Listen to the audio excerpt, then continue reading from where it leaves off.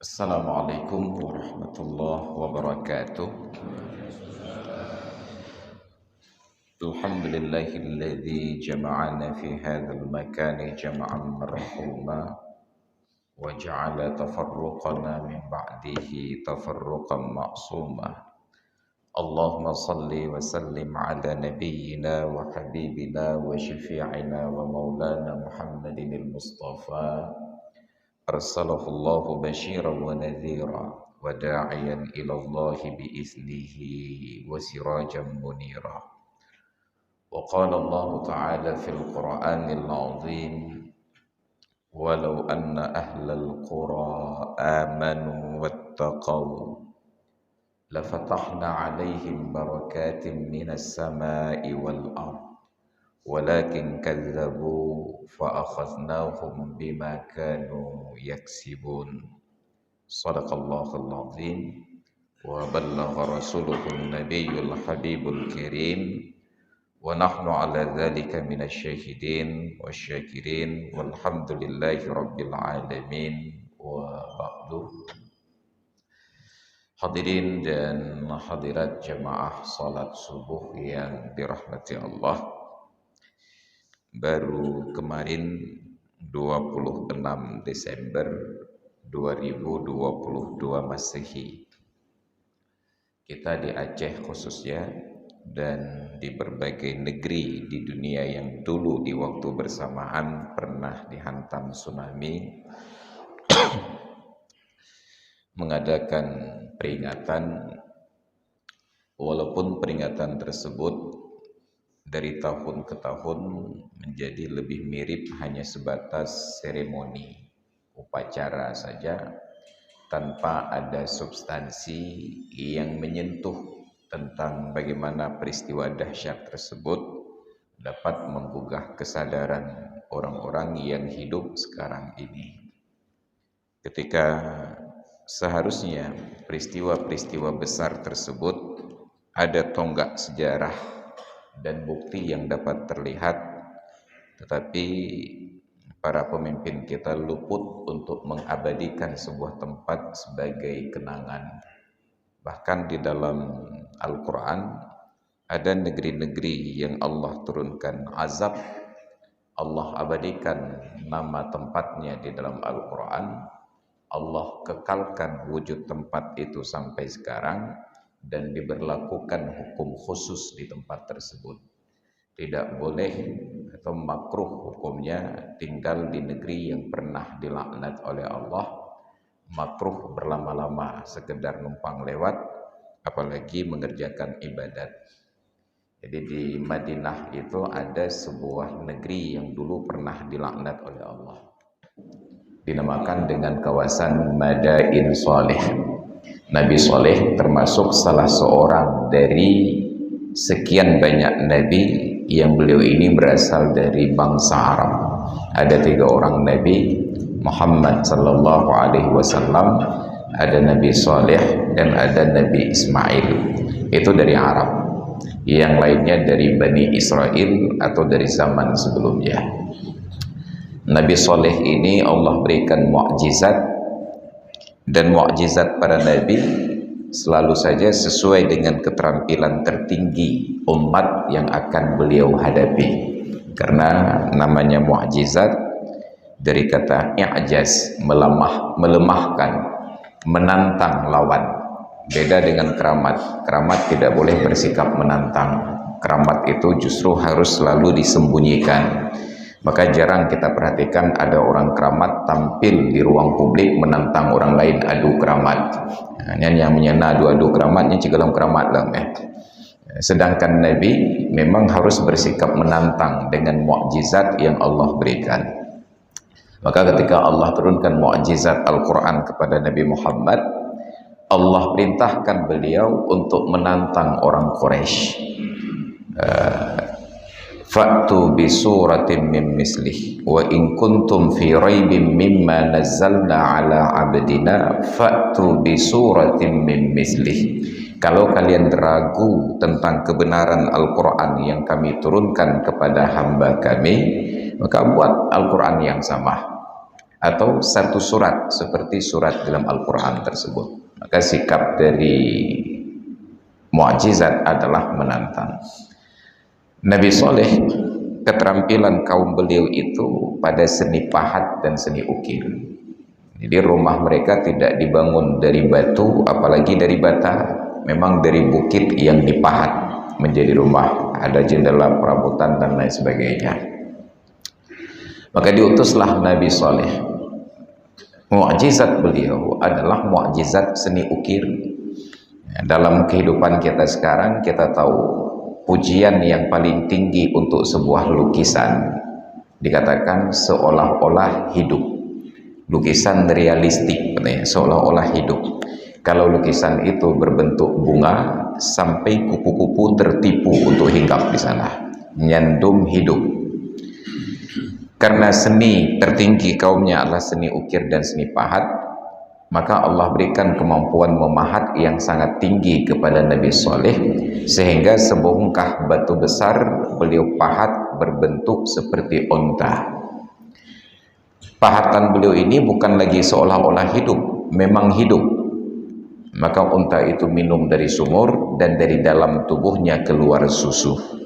Itu mukjizat Nabi Soleh. Lalu kaumnya menantang Nabi Soleh. Nabi Soleh katakan, jangan kalian berbuat jahat kepada unta ini, jangan kalian singgung dia dengan kejahatan, apalagi sampai membunuhnya. Kalau kalian bunuh, Allah akan turunkan azab.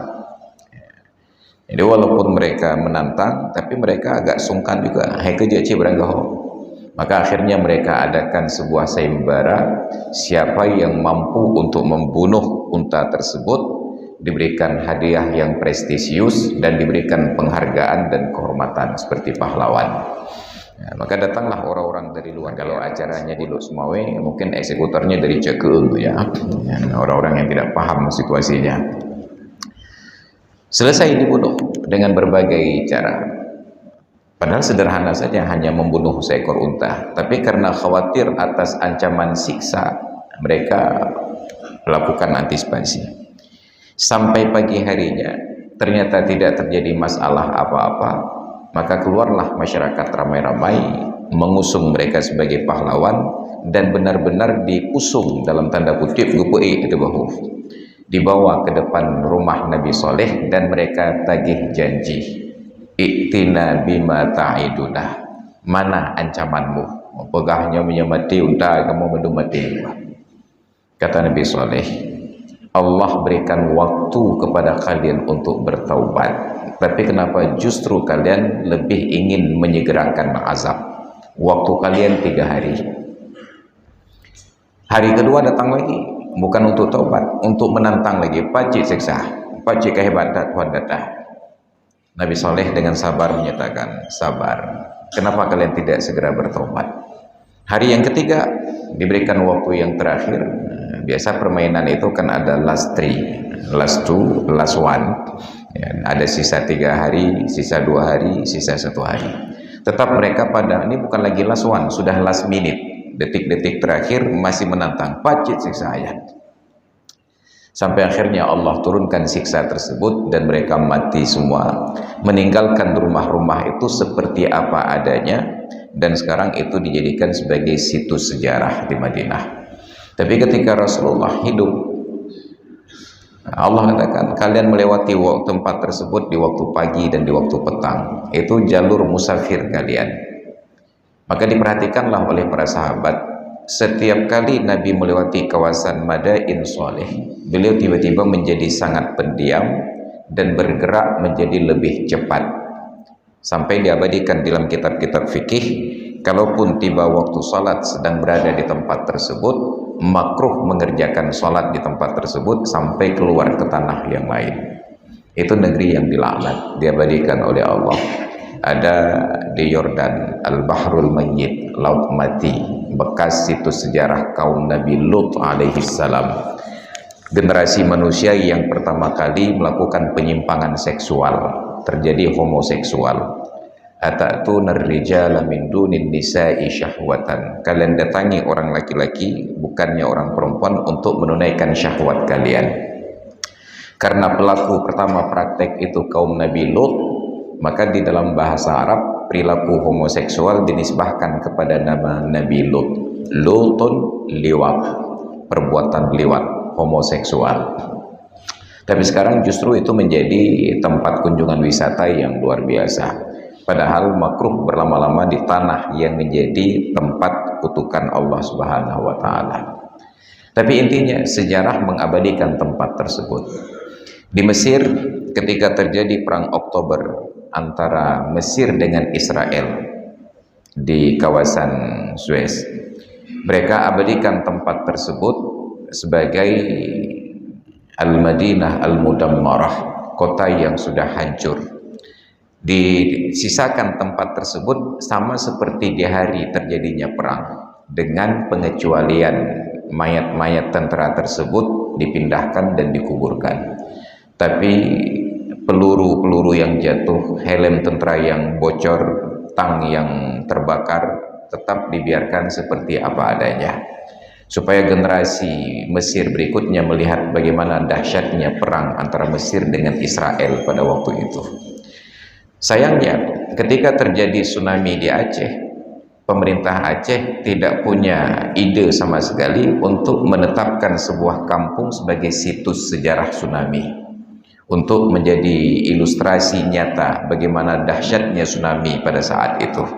Tidak ada satu kampung pun yang tersisa, semuanya dirahap, diperbaiki sampai tidak berbekas.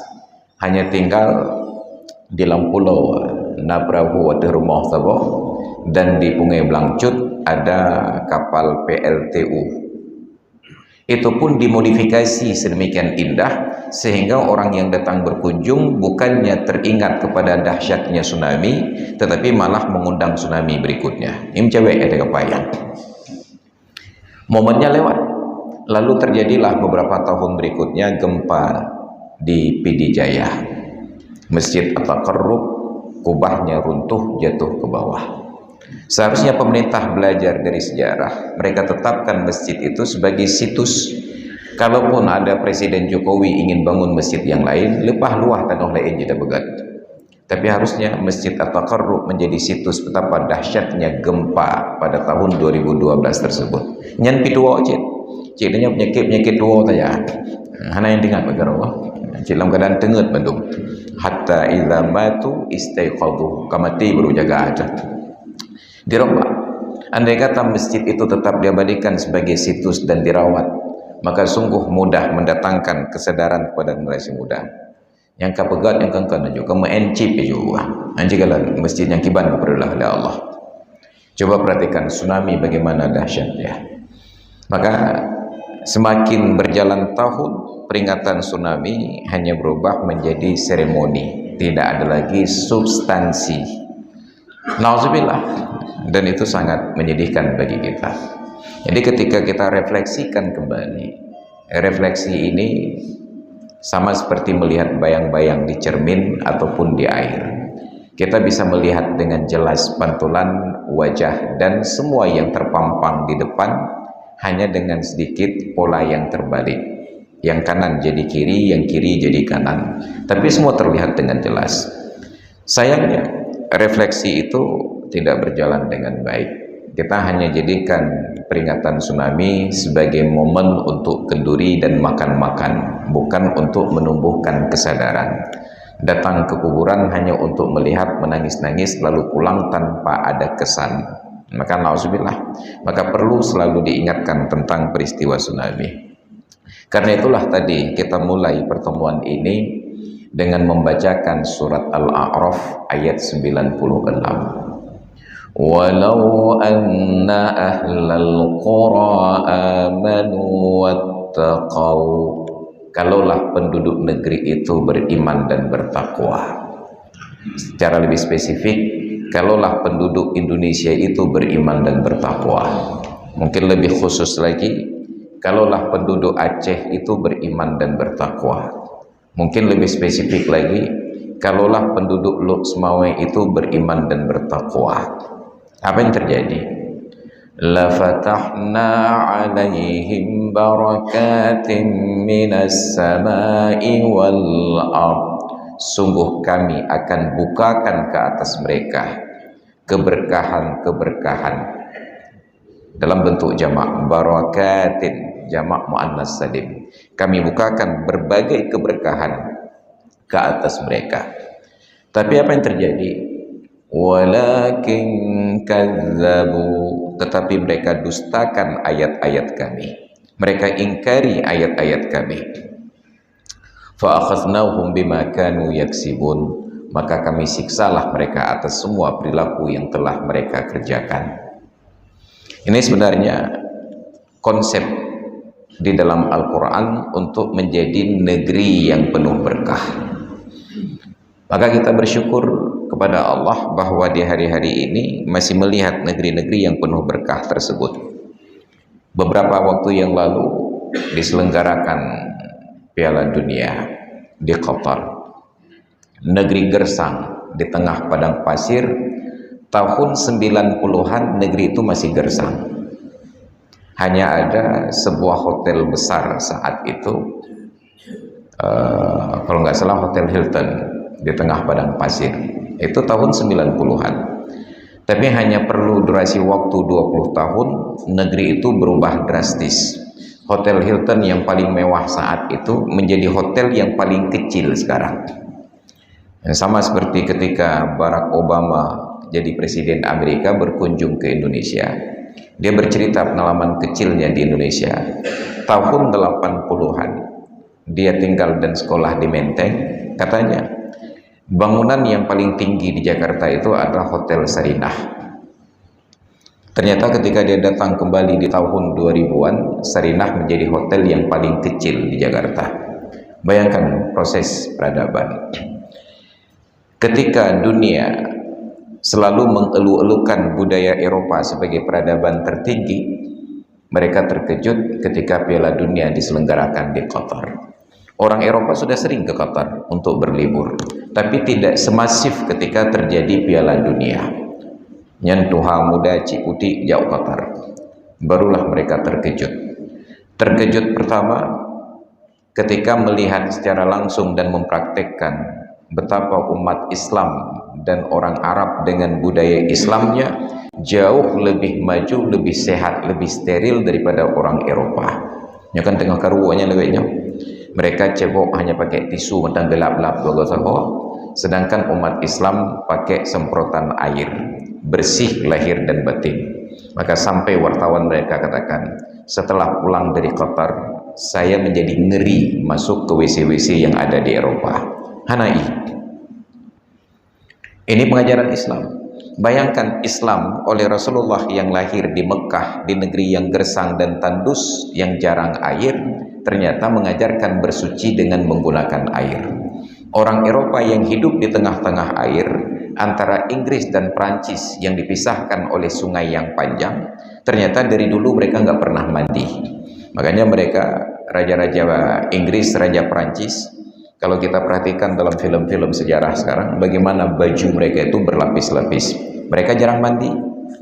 Karena jarang mandi, badan mereka berbau. Lalu untuk menutup bau badan tersebut, diciptakanlah parfum-parfum yang sangat wangi untuk menutup bau badan. Dari Prancis. Maka semua merek parfum itu yang paling hebat datang dari Prancis. Istilahnya pakai bahasa Prancis. Eau de parfum, eau de toilette, eau de poulamet, deodoran. Yang bentuk pakai bahasa Prancis. Kenapa? Memang mereka perancang parfum yang paling hebat. Untuk apa?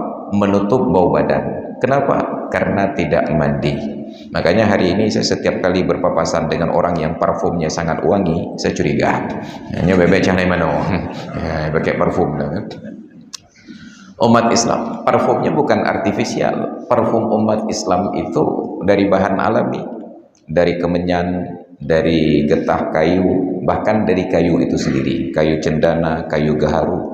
Maka kalau kita datang ke Arab, datang ke toko parfum, itu semua toko parfum bertulis lil aud, jualan kayu, audum.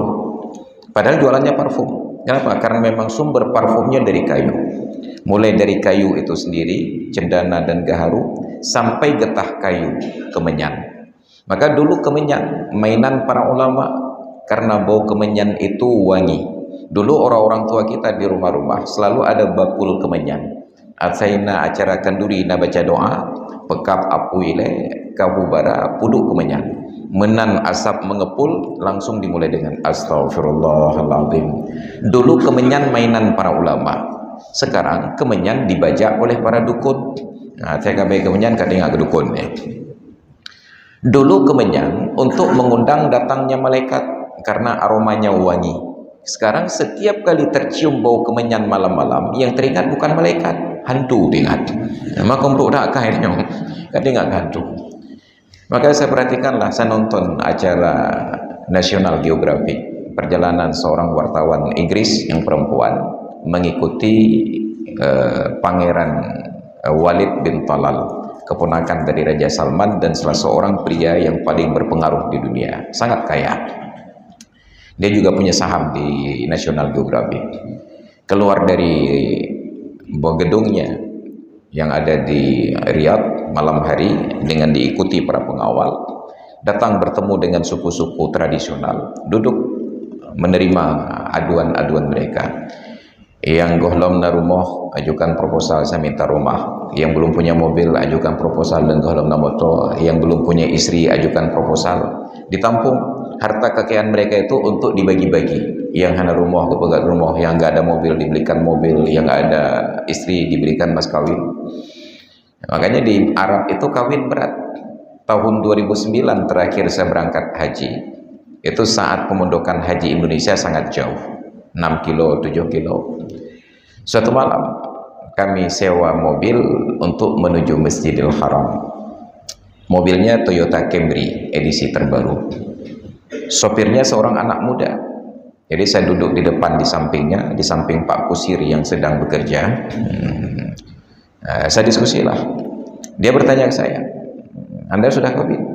Saya katakan sudah. Saat itu umur saya sekitar 34 tahun. Udah, sudah ada anak satu, saya katakan. Kenapa cepat sekali? Nyan umur 20 betul dia bukan berharap kawin. Saya tanya, "Kamu umur berapa?" "Saya sudah 30 tahun." "Sudah kawin?" "Belum." "Kenapa telat sekali ini ya?" Kayak mengalami begah-begah dan yang pokok telatan. Apa jawabannya? Di Arab Saudi ini sulit untuk kawin karena biayanya mahal. Bayangkan, mobil Toyota Camry itu punya dia, tetapi belum mampu untuk kawin. Itunya baru Toyota Carry, Suzuki Carry, bukan Toyota Camry, Suzuki Carry, nyan promoh kedua ada. Nyo Camry geblo kawin hai. Maka mereka ajukan proposal. Maka terlihatlah dalam pertemuan tersebut ada seorang yang bawa bakul kemenyan, didatangkan kepada setiap orang, dikurung dalam baju jubahnya, 1 menit lepas ganti orang lain supaya segar, ada aroma terapi. Makanya toko-toko di Arab kalau pagi-pagi kita perhatikan selesai sholat subuh, kita duduk di sekitar masjid, itu terlihat orang yang tenteng kemenyan masaknya. Kita mau ulang kedai buta-buta wet tebit dong. Nanti diberikan uang oleh pemilik toko, bakcis, diberikan tips, 1 rial, 2 rial, 5 rial, 10 rial sesuai dengan kemudahan. Kenapa? Untuk memancing malaikat masuk ke dalam toko agar mendatangkan rahmat dan keberkahan rezeki. Maka tradisi orang-orang yang pernah berkunjung ke Arab, ke Mekah untuk haji dan umrah, waktu pulang mereka rindu aroma kemenyan tersebut. Maka dibuatlah dupa di toko-toko yang jualan aksesoris Arab. Saya buka pintunya, kata coba gaharu, becendana. Kita sekarang tidak pakai tradisi tersebut. Seharusnya di masjid-masjid itu ada dupa tersebut agar orang yang datang terkesan. Kenapa? Karena ikatan aroma itu sangat kuat. Maka dulu di Eropa, di Swiss, ada seorang pengusaha bangun hotel. Setelah selesai bangun hotel, dia diskusi dengan seorang konsultan marketing. Bagaimana supaya orang mau berkunjung ke hotel dan setiap orang yang singgah ke hotelnya selalu ingin datang kembali.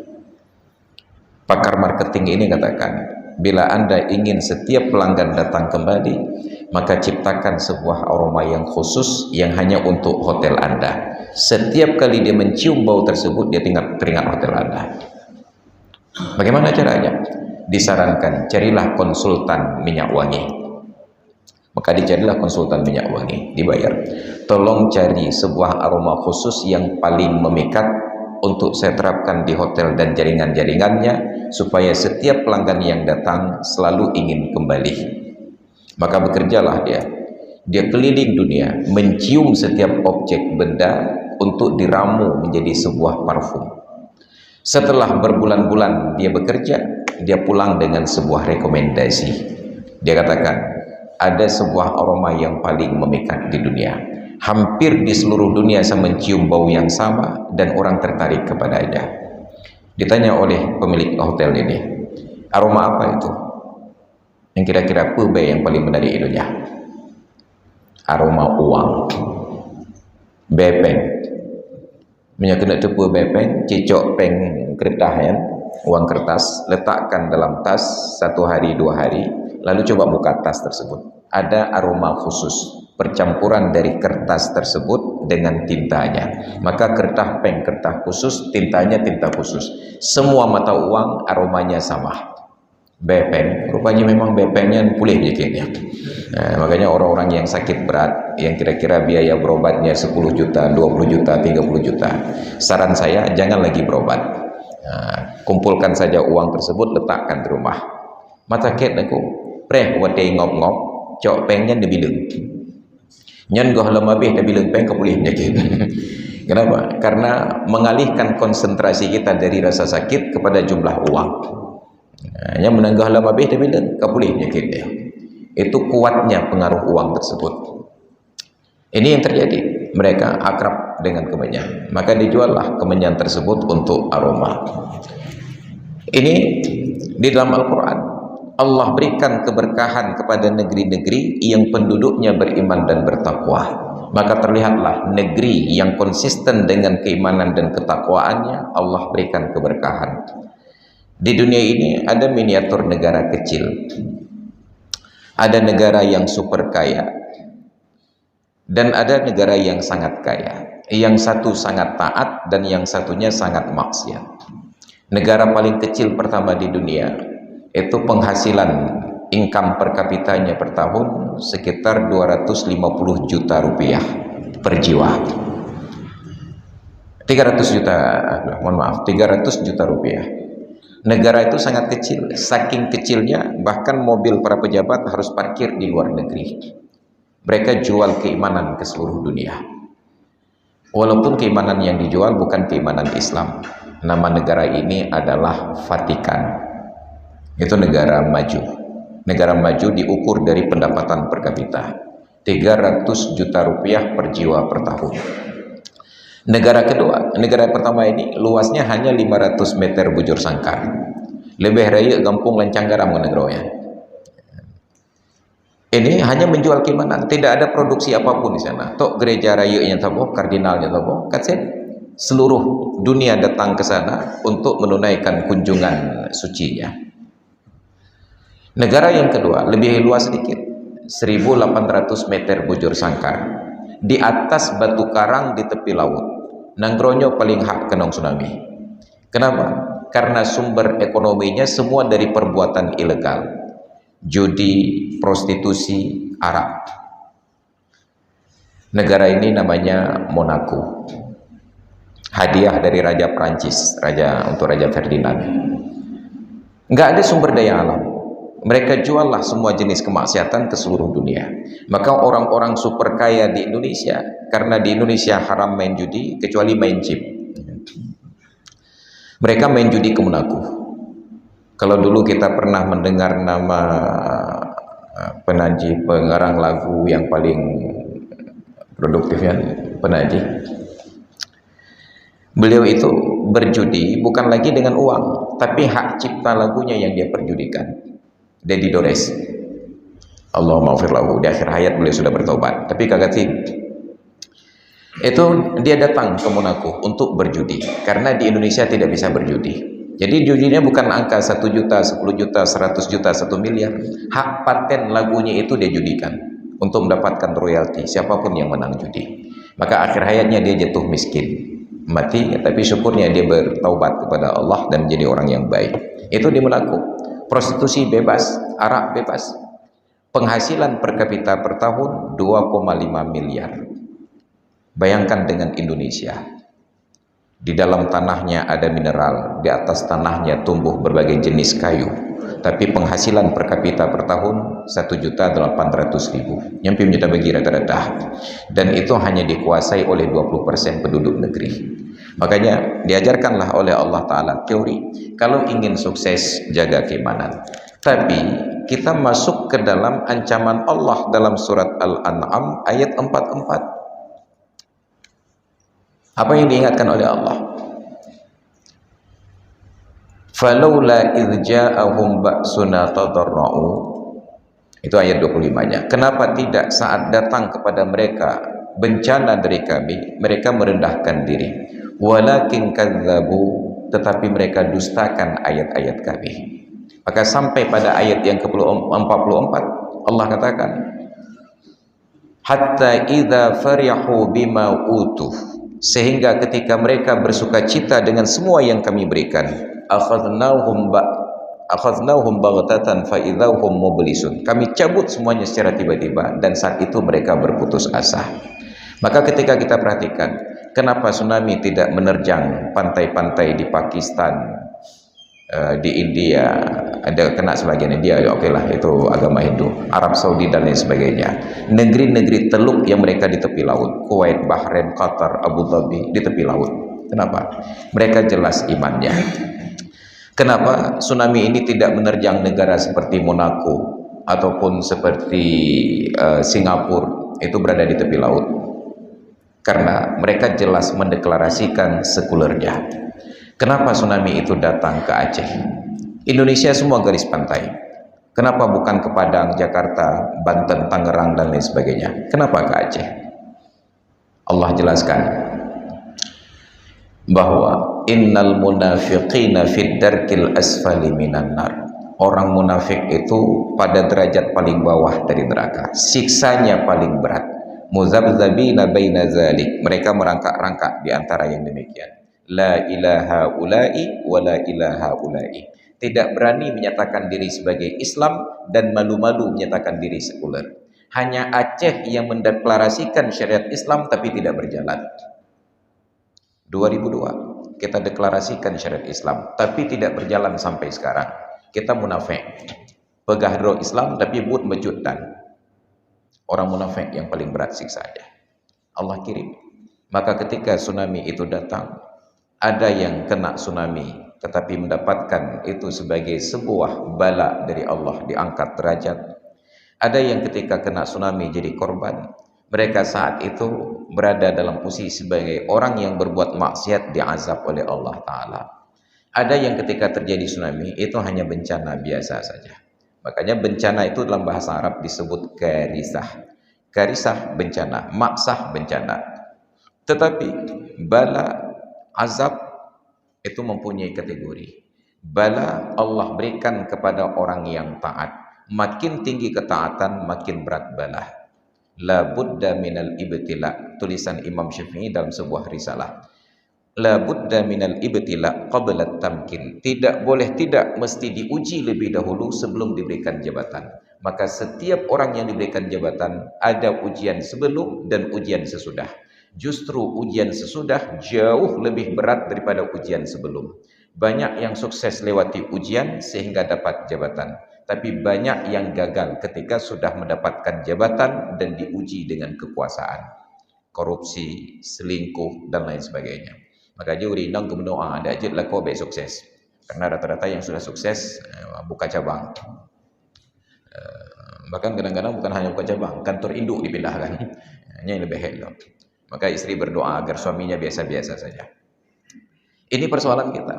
Maka na'udzubillah, summa na'udzubillah. La budda minal ibtila qabla tamkin. Yang kedua, ada yang mendapatkan musibah tsunami itu sebagai sebuah azab. Kenapa azab? Karena posisinya sedang berbuat maksiat. Maka Allah ingatkan tsunami itu sudah 14 abad yang silam. Afa amina ahlul qura ayyatiyahum ba'suna bayatan wa hum naimun. Apakah penduduk negeri itu merasa aman dari siksa kami yang datang di waktu malam ketika mereka sedang tidur? Oh, tsunami kan malam tengku, kan tengah-tengah. Afa amina ahlul qura ayyatiyahum ba'suna duhaw wa hum yal'abun. Al-A'raf 97. Apakah penduduk negeri itu merasa aman dari siksa kami yang datang di waktu pagi? Dalam sepekan ada 7 pagi, tapi Allah jelaskan pagi yang mana. Wa hum yal'abun, ketika mereka sedang bermain. Oh, yang sedang bermain ada 2 hari, Sabtu dan Ahad. Hanya 2 hari itu yang mungkin bermain. Tapi tahun 2004 hanya mungkin bermain di hari Ahad, karena pola kerja masih 6 hari dalam sepekan. Allah jelaskan tsunami datang di waktu duha ketika kalian sedang bermain. Dah grup-grup dah jauh cik, ke dia punya laut. Jakba nak darah gop tejik-tejik, boleh dengkot boleh. Orang yang sedang bermaksiat kena tsunami, itu azab. Dan hari ini kita melihat tidak ada pembelajaran sama sekali. Saya keluar subuh di Banda Aceh pengajian di kota. Nyan subuh-subuh sudah banyak orang tua dengan sepeda ontel ngeluh puntung. Nyan kabebe tanoh kayak kerling-kerling li malaikat maut, gah lam yak semayang subuh lam. Nyan kai bang subuh ngai tangin untuk goes supaya fisiknya sehat. Karap mati tengah fikir fisik sehat. Kang yak tobat leh. Nauzubillah. Maka datanglah bencana tsunami di waktu pagi ketika mereka bermain. Ada yang mendapatkan tsunami tersebut hanya sebagai bencana biasa. Dia sebenarnya bukan orang maksiat, dia juga tidak sedang dalam keadaan taat, tapi Allah berkehendak pada waktu itu dia berada di sana. Siapa? Ada banyak orang-orang yang antarkan jemaah haji dari Abdiyah, sedang dalam perjalanan pantai barat tepi laut. Tiba-tiba dihantam tsunami. Padahal rumahnya ada gelih. Semua mendapatkan kapasitasnya. Maka renungan bagi kita sekarang, yang meninggal tsunami itu ada orang-orang kaya tuan tanah, tapi saat meninggal tidak dapat sepetak tanah pun untuk kuburan. Yang meninggal tsunami itu ada orang-orang kaya juragan kain, tapi saat meninggal dunia bahkan tidak sempat dikafankan dengan sejarik kain. Yang meninggal dunia tersebut adalah orang-orang kaya yang punya banyak harta, tapi bahkan mereka tidak mempunyakan sebuah peninggalan untuk mendapatkan pahala. Maka hari ini diingatkan dalam akhir surat Al-Munafiqun. Ya ayyuhalladzina amanu anfiqu mimma razaqnakum min qabli an ya'tiya ahadakumul mautu fayaqula rabbi akhirni ila ajalin qarib fa asaddaqa wa akum minas solihin. Wahai orang-orang beriman, berinfaklah dari apa yang telah kami beri kepada kalian. Kapan waktunya? Sebelum datang kepada salah seorang kalian kematian.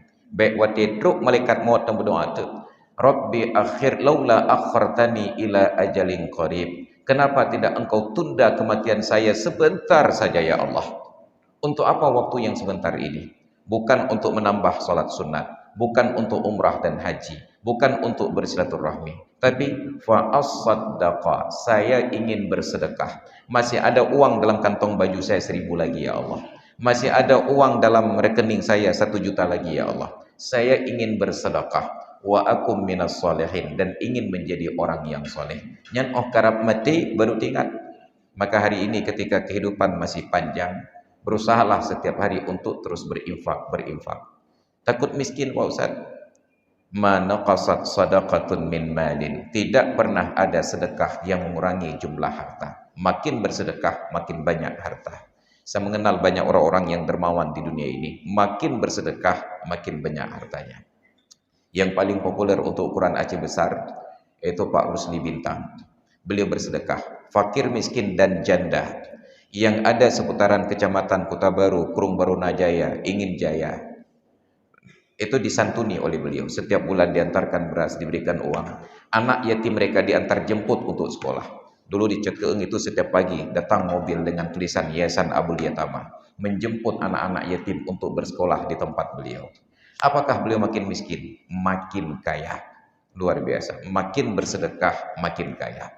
Tapi kita tidak berani bersedekah, takut miskin. Jangankan untuk orang lain, untuk keluarga sendiri pun diirit-irit. Jatah makan daging, tetap daging yang sudah kering diberikan. Bahkan jangankan untuk keluarga, untuk diri sendiri pun diirit-irit. Kena jeb kopi bermangat bak gede, tekalan remeh dah kau, kaki bungkuh mentang dalam plastik, gapit dalam geti. Hana kau perlu gejeb. Hilang kenikmatan hidup ketika kita menjadi pelit. Maka hadirin sekalian yang dirahmati Allah, saran dari Nabi, Hassinu amwalahum biz zakah. Pagari harta kalian dengan menunaikan zakat. Penerbit zakat, harta akan selamat. Ma talifa malu abdin fi bahrin aw barrin illa biman zakah. Tidak ada harta seorang hamba yang binasa baik di laut ataupun di darat kecuali pasti karena dia tidak mau bayar zakat. Wadawu mardakum bis sadaqah. Obati orang yang sakit di antara kalian dengan memperbanyak sedekah. Obat 50 juta, copeng 50 juta puduk rumah. Bila-bila lewat orang gatin juk tiun. Nyan takalan tekim orang gatin bak merompok on mirah nyan tiun, pulih penyakit. Wastaqbilu amwajal bala bid-du'a wa tadarru', dan hadapilah gelombang-gelombang bala dengan berdoa dan merendahkan diri di hadapan Allah Subhanahu wa taala. Maka sebagai penutup kajian kita di pagi ini, saya kembali ke tayangan National Geographic. Dalam sebuah tayangan ada satu rombongan ilmuwan dan wartawan sedang dalam perjalanan di hutan meliput kehidupan binatang. Ketika duduk beristirahat, lewatlah satu keluarga gorila. Kepala keluarga, suaminya, istrinya dan anak-anaknya. Kekerabatan mereka luar biasa. Melihat ada manusia duduk, orang ini sudah terlatih beradaptasi di hutan. Tiba-tiba gorila yang kepala keluarga benar duduk di belakang profesor ahli binatang ini. Profesor ini duduk sambil menunduk, tapi karena dia punya mic di sini, dia terus bernarasi. Dia katakan, kapanpun kalian hadapi kondisi kritis seperti ini, jangan coba-coba tengadahkan wajah kalian, karena itu dianggap sebagai tantangan. Tetaplah menunduk, karena itu dianggap sebagai kepasrahan. Detik-detik yang menegangkan, uberaya gorila ikutnya 3 kok mentang mati. Semuanya menahan nafas. Berlalu beberapa menit karena tidak ada yang bergerak dan tidak ada yang tengadahkan wajah. Gorila ini berlalu, yang kepala keluarga gorila ini gecukeh oleh profesornya tiga ya. Bayangkan dengan binatang saja kita tidak boleh menyombongkan diri. Tiba-tiba dengan Tuhan kita menyombongkan diri. Tidak ada faedah dan tidak ada makna. Maka diingatkan oleh Nabi, wastaqbilu amwajal bala bid-du'a wat tadarru'. Hadapilah gelombang-gelombang bala dengan berdoa dan merendahkan diri kepada Allah. Maka saya sangat sedih ketika diundang hadir pada acara penyusunan SOP kebencanaan di Aceh di kantor BPBA. Hadir semua lintas sektoral, termasuk dari unsur agama, hanya saya seorang. Saya yang berbicara terakhir. Saya katakan, kita sudah ingatkan untuk SOP bencana, ada early warning system. Untuk bencana, ada escape building. Untuk bencana, ada tsunami drill. Saya melihat semuanya aspek fisik, tapi tidak ada yang menyentuh aspek batin. Kenapa tidak salah satu SOP mitigasi bencana ada amar ma'ruf nahi mungkar? Karena bela diri itu daripada sibuk belajar ilmu kesaktian untuk menjadi kebal, lebih baik kita belajar ilmu agar orang tidak berfikir untuk membacok kita. Kepada mata duk bak gunung gerudung pukul hurau pukul malam hana pajuhu kebaik, tapi tampaki nganggap tipurau. Kalaupun tidak mempan dibacok, sakit tetap terasa. Walaupun tidak tembus ditembak, yang sakit tetap terasa. Belajar saja ilmu supaya orang tidak membacok Anda. Hana perlu kebaik. Hana urun tak kebaik mah. Ketika terjadi bencana, kenapa kita selalu persiapkan aspek fisik lalu membiarkan kemaksiatan seolah-olah menantang? Ya Allah, silahkan turunkan lagi tsunami karena kami sudah siap. Sudah ada early warning system, sudah ada escape building. Kami sudah latih masyarakat tsunami drill, tapi kita terus berbuat maksiat. Tapi ketika saya sampaikan unsur amar ma'ruf nahi mungkar sebagai salah satu SOP mitigasi kebencanaan, kepala kantor tersebut katakan, sudah habis pembicaraan saya terakhir, tapi beliau tambah satu sesi hanya untuk membantah saya. Apa kata beliau? Untuk bencana, jangan kait-kaitkan dengan kemaksiatan. Terkait dengan bencana, kita harus berfikir sekuler. Itu penanggung jawab kebencanaan di Aceh. Menyeperlai itu pun orang ini tidak begah keroh. Sampai ini untuk begah pencemaran nama baik. Ya? Ini masalah kita. Nauzubillah, summa nauzubillah. Maka hadirin sekalian yang dirahmati Allah, demikian sebagai kajian kita di pagi hari ini untuk refleksi peringatan 18 tahun tsunami. Mudah-mudahan hal-hal demikian tidak lagi terulang pada generasi-generasi yang akan datang. Maka jaga anak-anak dan keluarga kita, qu anfusakum wa ahlikum nara. Pelihara diri dan keluarga kalian dari api neraka. Dan pada hari ini terbit matahari jam 6:45. Ini baru jam 6:37. Jadi jangan terburu-buru salat sunat syuruk karena menyenuhat semayang nyen bak taharap pahala UBP merumpok palih UB belum tiba waktunya. Tunggu sekitar 10 menit lagi baru boleh mengerjakan salat sunat syuruk. Bagi yang tidak ada, bagi yang ada keinginan. Mamnyukah hawa gimana bukan? Demikian dari saya. Terima kasih atas perhatian. Mohon maaf atas segala kekurangan. Hadanallahu wa iyyakum ajma'in. Assalamualaikum warahmatullahi wabarakatuh.